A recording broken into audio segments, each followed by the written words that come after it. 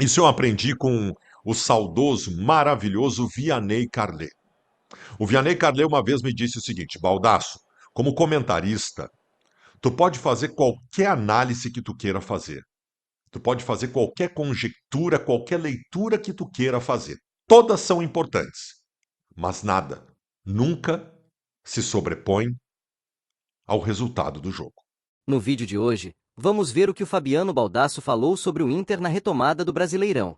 Vamos lá, gurizada! Hoje é aquele dia de a gente fazer o comentário e a galera dizer assim: porra, ganhou e tu tá reclamando? Eu vou reclamar. Eu fiz a brincadeira assim que o Tabata fez o gol, eu fiz a seguinte brincadeira: que daqui a 2 anos, quando lembrarem do jogo de hoje, só lembrem do golaço do Tabata.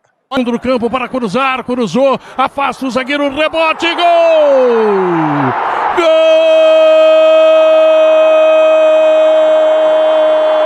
Tabata!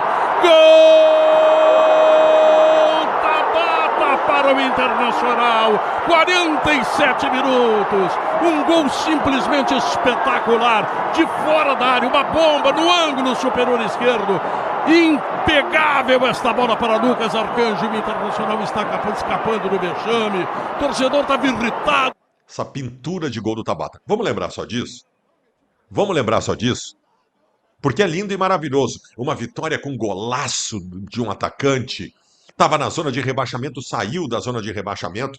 Tudo massa, tudo legal.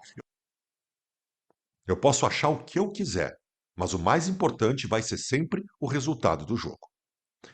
Eu ganhei o jogo. Eu ganhei. Eu tinha a obrigação de ganhar o jogo no Beira-Rio do Vitória. Eu ganhei o jogo do Beira-Rio com Vitória. Saí da zona de rebaixamento para nunca mais voltar. Isso é o mais importante. Ponto. Agora vamos às outras leituras. O Internacional fez uma partida paupérrima. O Inter fez uma partida pobre, com pouquíssimas soluções. O jogo se apresentou desde o primeiro minuto de uma forma e desta forma ficou até o final. E todo mundo sabia que seria desta forma. O Vitória jogaria fechado, com linhas defensivas. Porque é o Vitória contra o Inter, porque é no Beira-Rio e porque o técnico é o Fábio Carille, que é o maior retranqueiro do futebol brasileiro. E assim foi. E o Inter teve imensas dificuldades. Imensas dificuldades. No primeiro tempo, o Internacional de forma alguma conseguia suplantar. Teve algumas conclusões absurdas a gol, aliás, essa é outra questão do jogo. Uma impotência técnica dos jogadores do Internacional para a conclusão que foi incrível. Mas o Inter do primeiro tempo, pobre, criando poucas chances, o Vitória chegou uma vez, levou perigo. O Internacional com uma mecânica de jogo inexistente. Isso foi o que mais me chamou a atenção no jogo, sabe? O que mais me chamou a atenção no jogo. Os jogadores do Internacional não se encontravam. E no segundo tempo isso também aconteceu. Há um corte no segundo tempo, quando o Roger começa a empilhar atacantes, e o jogo vira outra coisa. É o espeta para os atacantes, né? Eu tenho 4, 5 homens ofensivos que ficam trocando a bola lá, tentando botar na área para alguém fazer o gol. Graças a Deus aconteceu, tá? Então, de alguma forma, essa estratégia do Roger deu certo. Mas também é de responsabilidade do Roger que o Inter jogue, que o Inter desenvolva a partida, que o Internacional tenha um volume de jogo qualificado para ganhar os jogos. Este baldaço aqui, que abriu o comentário dizendo que o resultado é o mais importante, também diz que não tem nada de mais ganhar do Vitória do Beira-Rio. Isso é uma absurda obrigação do Internacional. E o Inter jogou muito pouco. Os jogadores do Internacional pouco se encontravam na partida. E vejam bem, eu até poderia dar o desconto de quem está voltando de uma longa parada. Mas calma lá, nós vamos ficar dando desconto até quando?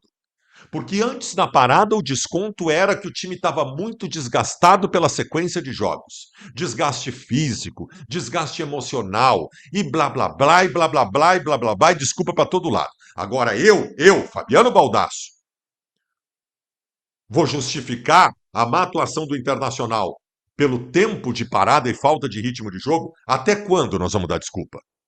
Vamos parar com essa história. Então não tem justificativa nenhuma. O Inter jogou mal. O Internacional esteve bagunçado nesse jogo. Transição quebrada e lenta, volume de jogo no miolo do meio-campo com os jogadores sem se encontrar. Vocês não fazem ideia de quantas vezes no jogo, vocês viram, né? Quantas vezes no jogo os jogadores do Internacional pegaram a bola, olharam para os lados e não havia opção. Ninguém sabia o que fazer. Tem 3 ou 4 passes para o nada na partida. Jogadores do Inter tentando fazer uma combinação, espetando a bola para ninguém, porque os jogadores não se entendiam. Isso é problema tático. Isso é responsabilidade de quem? Do Roger. Muito pouco, Roger. Muito pouco taticamente nesse retorno. Vai ter que melhorar muito. Vai ter que melhorar muito. Tecnicamente, eu tive a volta do Carboneiro, que foi muito mal. Mas, de novo, vou eu lá dar desculpa de novo. O Carboneiro não jogava há 3 meses. O Carboneiro é bom jogador. Este eu aceito a desculpa. Este eu aceito a desculpa. 3 meses que ele não jogava. Mas foi muito mal. E a gente precisa muito dele, né? Então o jogo foi se desenvolvendo dessa forma. O primeiro tempo de um Internacional que era protagonista, sim. O Inter era protagonista. O Inter estava o tempo todo no campo do adversário, mas isso não era mérito do Inter. Esse foi o jogo que o adversário escolheu. Fechar linhas defensivas, entregar a bola para o Inter e dizer: vem que daqui tu não passa. E não passou. E não passou. Foi passar aos 45 do segundo tempo. Começa o segundo tempo com o Roger fazendo uma modificação para tentar tornar os lados do campo mais agudo, né? Ele tirou o Vitor Gabriel da lateral esquerda, botou para o meio, tirou do time o Cleiton Sampaio, inverteu a Aguirre de um lado e botou o Alain Benítez fazendo a estreia do outro. Eles estiveram presentes ofensivamente, mas pouco aconteceu. Aliás, do lado do Aguirre, até se abriu um buraco atrás que o Vitória chegou com alguma facilidade. E o Alain Benítez, desembocado, até participou, participativo, envolvido, tal, mas nada demais. Mas também não vou fazer nenhuma consideração definitiva em relação a isso. O Wesley abaixo. O Wesley é o nosso cara. O Wesley é o nosso quebrador de linhas, que hoje deveria ser o principal jogador do jogo, e não foi. Não foi. O Borré participativo. E aí tem o corte no segundo tempo, quando o Roger, desesperado, começa a empilhar atacantes. Tira volante para botar atacante e vai empilhando, troca um atacante por outro, empilhando, empilhando, empilhando, e aí o jogo se transformou, da metade do segundo tempo em diante, em um jogo em que o Internacional estava o tempo todo presente na área do adversário pelas características dos seus jogadores. A vitória do Internacional não aconteceu por conta de um desenvolvimento tático qualificado da equipe. A vitória do Internacional aconteceu pela agressividade de quem tinha muitos atacantes em campo e estava sempre presente. O Vitória suportou, mas essa dança de tantos atacantes do Internacional, em determinado momento, lá no finalzinho, no apagar das luzes, originou um golaço do Tabata, que pega um rebote e dá um canhotaço no ângulo. Mas o Inter jogou muito pouco. Eu, evidentemente, esperava um Inter melhor do que eu vi hoje. Eu estou decepcionado com a atuação, muito feliz com a vitória. Mas o Inter precisa melhorar muito, muito. Os deuses do futebol deram mais uma semana de trabalho para o Inter agora sem jogo, porque o jogo do meio da semana contra o Bahia, ele foi adiado. Então o Inter tem mais uma semana inteira para o Roger encontrar mais soluções. Mais soluções.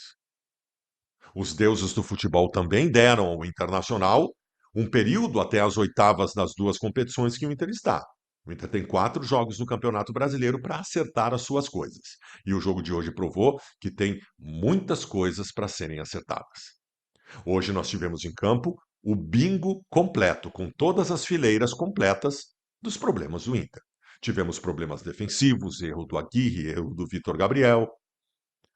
Tivemos problemas no miolo do meio-campo, em que não se consegue uma verticalidade a ponto de uma troca de passes deixar alguém dentro da área para fazer o gol. Tivemos problemas pelo lado de campo que não conseguiu ser envolvente, nem chegando à linha de fundo ou cortando para o meio. Tivemos problemas na abertura do meio-campo com o Thiago Maia e o Bruno Henrique, porque o Thiago Maia e o Bruno Henrique são o Thiago Maia e o Bruno Henrique. Então, todos aqueles problemas que o Internacional tinha, hoje se repetiram. A questão da postura, da vontade, eu acho que talvez não. Eu não senti falta de envolvimento dos jogadores do Internacional hoje. Talvez isso, talvez este número do bingo não tenha sido preenchido. Mas, no mais, os problemas continuam. Talvez porque o Internacional organizou e planejou de forma equivocada essa parada, dando tempo demais de férias. O Inter deu 15 dias de férias, depois voltou para uma semana de recuperação física e, a rigor, só treinou técnica e taticamente uma semaninha nessa parada, só uma semaninha. Então o Inter ainda está muito abaixo. O Inter vai ter que ser muito mais do que isso, mas muito mais do que isso, para pensar em passar adiante em competições como a Copa do Brasil e a Libertadores da América. Os sinais de alerta que tinham sido ligados na minha cabecinha pequena antes da parada se ligaram novamente. Todos estão acesos. A qualidade apresentada hoje é pequena, insuficiente para pensar em algo maior. Todos Bom, estão galera, acesos. essa foi a visão do Baldasso sobre o Inter. A Comenta qualidade aqui embaixo o que vocês acham que o clube apresentada precisa hoje mudar. é Se curtiu o pequena, vídeo, já deixa o like, se inscreve no insuficiente canal e ativa o sininho para para ficar por pensar dentro de em tudo. algo Tamo junto maior. e até o próximo vídeo.